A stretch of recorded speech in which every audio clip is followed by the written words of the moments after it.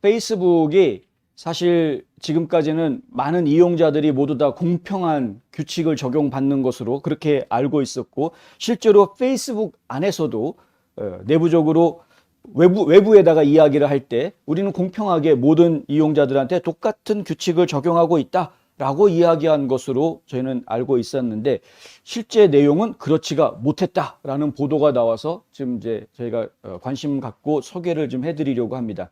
월스트리트 저널에서 굉장히 긴 기사를 내놨습니다. 아주 작심하고 페이스북을 지금 이제 몽둥이질을 하려고 하는 것 같은데, 왜 월스트리트 저널이 이런 기사를 쓰는지 저희가 솔직히 잘 모르겠습니다만은, 하여튼 월스트리트 저널에서는 페이스북에 대한 선전포고를 대단히 아주 세게 했습니다. 시리즈로 기사를 내겠다라고 이야기하면서 오늘이 그 첫 편이다 하고 기사를 냈는데, 그 첫 편이다라고 내놓은 기사 자체가 엄청나게 깁니다. 보통 이제 그 기사들을 내놓을 때 단어 숫자로 이야기하면은, 글자 숫자로 이야기하면은 한 5,000자 안쪽으로 기사를 내놓으면, 그럼 굉장히 5,000자 정도 기사가 나온다 그러면 굉장히 큰 기사입니다. 보통 일반적으로는 한 1,000에서 2,000자 정도 사이에서 기사가 대부분 다 마무리가 되는데, 이번에 월스트리트 저널에서 내놓은 기사는 15,000자가 넘습니다. 15,000자. 그러니까 보통 대형 기사다라고 이야기하는 거에 한 3배 정도 되는 엄청난 기사를 지금 내놨습니다. 물론 이제 내용이 너무 방대하기 때문에 제가 좀 요약을 해서 정리를 해드리려고 하는데요.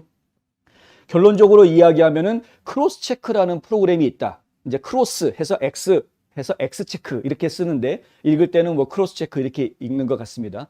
근데 크로스 체크라는 이 프로그램이 과거에는 어떤 이름으로 불렸었냐 하면은 쉴드라는 이름으로 불렸었다. 쉴드라고 하면 여러분들 좀 이해하기가 쉬우시죠? 보호망입니다. 보호망. 방어망이죠. 방어망. 보호해 주는 거.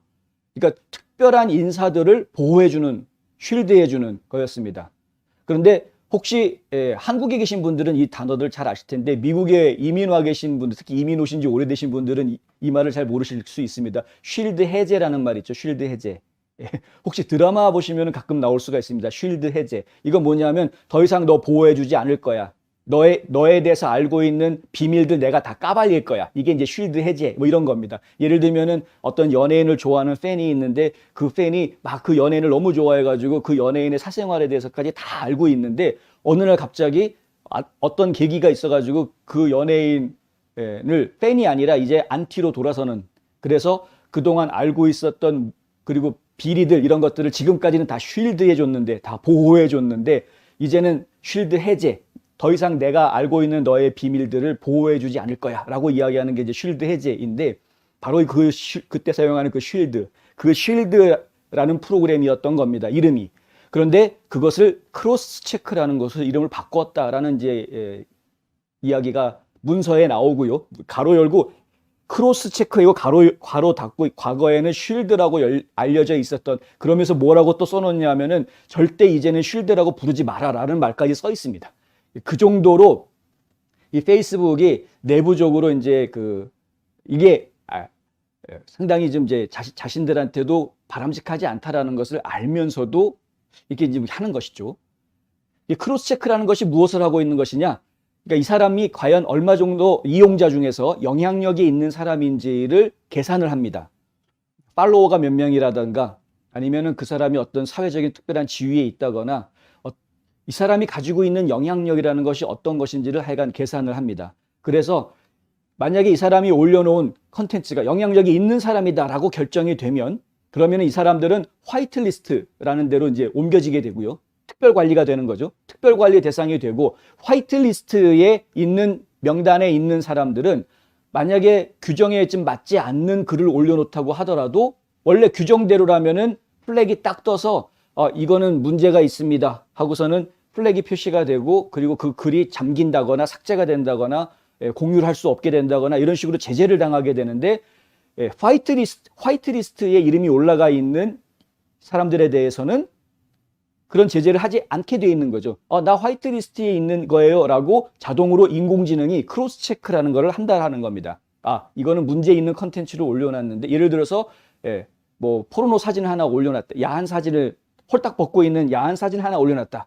원래는 규제를 해야 되는 것이죠. 그래서 이런 사진을 올려놓으면 안 됩니다 라고 경고 메시지가 나가거나 삭제하거나 가리거나 이렇게 해야 되는데, 아니면 18세 이상만 볼 수 있습니다, 이런 식으로 가리거나 해야 되는 것인데, 그렇게 규제를 해라라고, 인공지능이 규제를 해라라고 플래그를 띄우지만은 또 한쪽에서는 크로스 체크가 이 사람은 그래도 돼 하는 식으로 이렇게 가로막는다라는 겁니다. 그래서 이 화이트 리스트에 올라가 있는 사람들, 그 사람들이 이제 이른바 엘리트라고 이야기한다라는 것이죠. 그래서 비밀 엘리트들을 위한 별도의 규정들이 있다, 별도의 프로그램이 있다, 이제 이렇게 이야기가 되는 겁니다.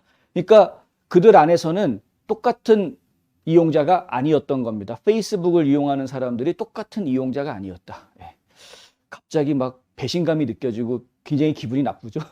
근데 결론적으로 이야기하면 이제 그 내용이고요. 월스트리트 저널에 예가 하나 나옵니다. 예제가 하나 나오는데 어떤 예가 나오냐면은 브라질 축구 선수의 예가 하나 나옵니다. 이 브라질 축구 선수, 제가 지금 이름을 찾고 있는 중인데요. 브라질 네이마르라는 축구 선수입니다. 이 네이마르라는 축구 선수는 어떤 상황이 벌어졌었냐면 한 여성으로부터 폭로 고발을 당합니다. 어떤 고발을 당하냐면 자신이 강간당했다라고 여성이 이제 고발을 합니다. 이 축구 선수가 날 강간했다라고 어떤 여성이 고발하는데, 그 고발을 받고 나서 이 네이마르라는 축구 선수가 무슨 짓을 하냐면 페이스북에다가 그 고발한 여성의 나체 사진을 올려놓습니다. 나 이 여자랑 그런 뭐 성추행, 성폭행한 것이 아니라 합의하에 관계를 가진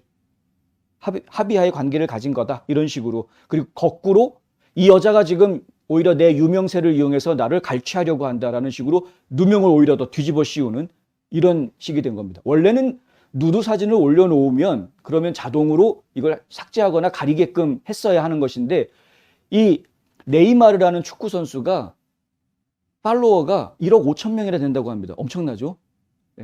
그 인스타그램 쪽에 팔로워 숫자가 1억 5천 명이라고 합니다. 1억 5천만 명.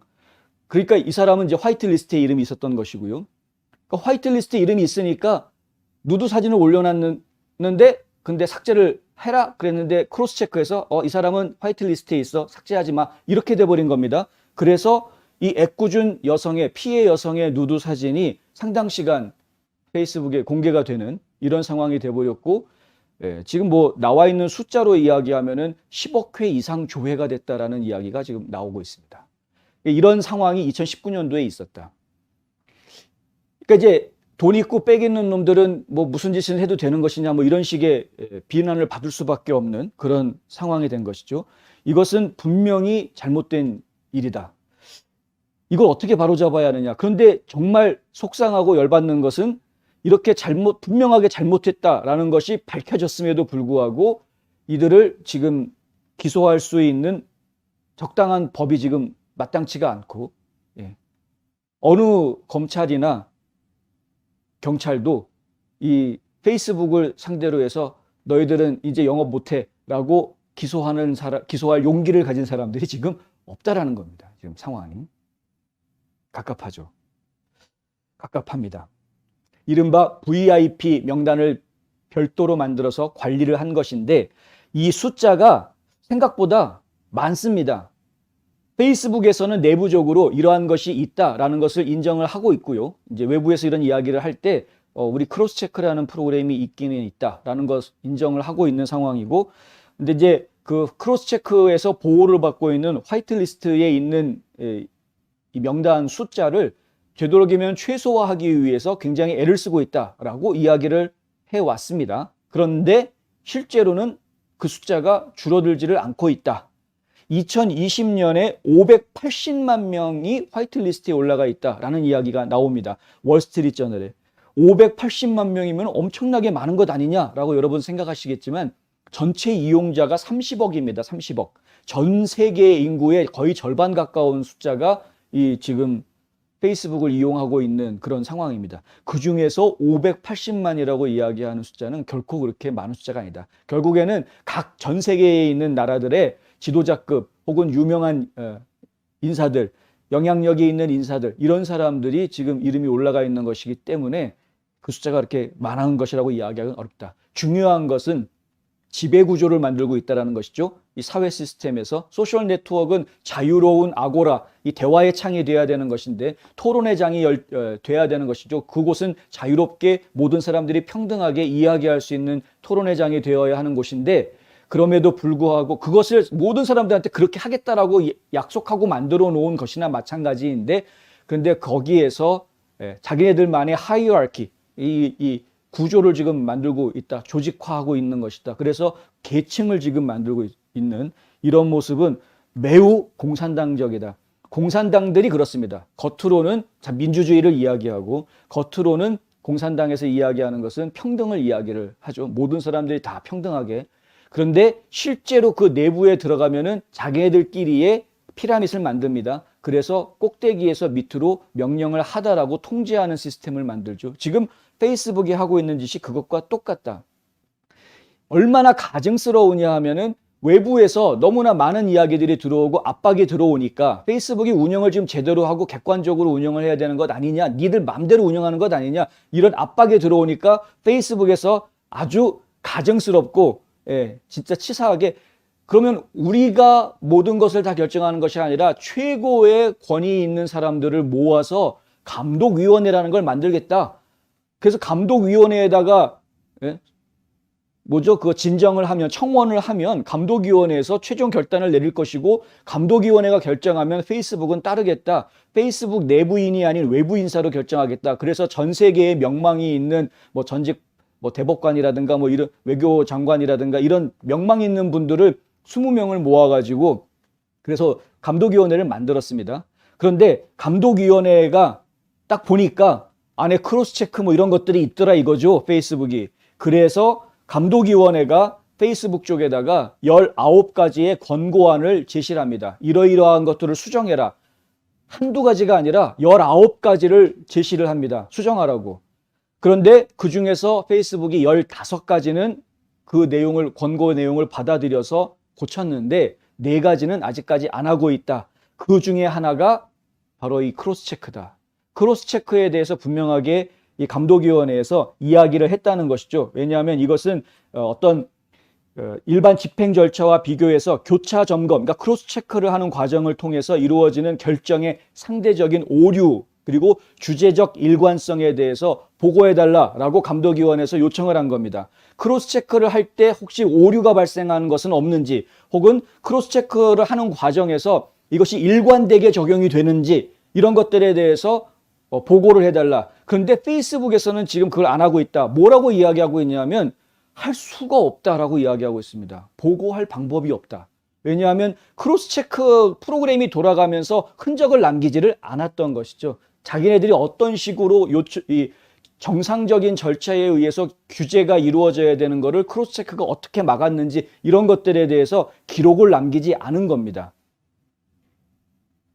안 남겨서 없다고 하는 건지 있는데 꽁꽁 감춰놓고 없다고 하는 건지 솔직히 그건 잘 모르겠습니다만은 하여간 페이스북 측의 주장은 그겁니다. 지금 그거를 보여줄 방법이 없다. 본인들은. 그래서 결국엔 지금 크로스 체크에 대해서는 그것이 문제가 있는지 없는지조차도 확인하지 못하고 그냥 내버려 둬야 하는 현재로서는 이런 지금 말도 안 되는 상황이 벌어졌다. 그 어디 가서 하소연하기가 참 애매한 갑갑한 일들이 지금 벌어졌는데 이것을 어떻게 해야 될 것인가. 지금 이제 페이스북 내부에서는 또 다른 규칙을 좀 만들겠다. 또 다른 규칙을 만들어서 크로스 체크 때문에 발생하는 피해자가 최소화하도록 뭔가 노력을 하겠다. 이런 이야기들이 지금 나와 있는 상태고요. 크로스 체크 시스템에 사용자를 추가하거나 혹은 삭제하거나 그리고 혹은 이제 화이트리스트에 있는 명단에 있는 사람들을 크로스 체크하는 과정에서 되도록이면은 이 사람들이 범죄 같은 것, 아까 그 축구 선수가 말도 안 되는 짓을 벌였던 그런 상황들이 발생하지 않도록. 이게 브라질 그 축구 선수 이야기가 네이마르 이 네이마르 선수 이야기가 상당히 심각한 부분이요. 페이스북에서 이렇게 사진을 공개하고 공격적으로 그 여성이 오히려 나를 겁박했다, 나를 이용해가지고 오히려 갈취하려고 했다, 이런 식으로 역공격을 펼치고 나니까 실제로 재판에서 이 여성이 집니다. 1심, 2심 다 집니다. 나중에 가가지고 사실이 밝혀지긴 했습니다만, 그러니까 협박한 적이 없다. 여성이 협박한 적이 없다라는 사실이 나중에 가서 법원에서 드러나긴 했습니다만, 처음에 1심, 2심 때 재판에서 집니다. 이게 무슨 얘기냐면, 페이스북에서 그거를 규제하지 않았던 것들, 이런 것들이 영향을 준 것이죠, 나름대로. 그리고 그 여성은 정말 엄청난 피해를 본 것 아닙니까? 그것 때문에. 인생이 완전히 망가졌을 것 같은데. 그러니까 이러한 상황들 어떻게 해야 될 것이냐. 트럼프 대통령에 대한 것도 이제 이야기가 나오는데요. 월스트리트저널에서 보도한 내용에 보면은 트럼프 전 대통령과 그 가족들 같은 경우에도 화이트리스트에 이름이 올라가 있었다. 이제 이렇게 이야기를 하고요.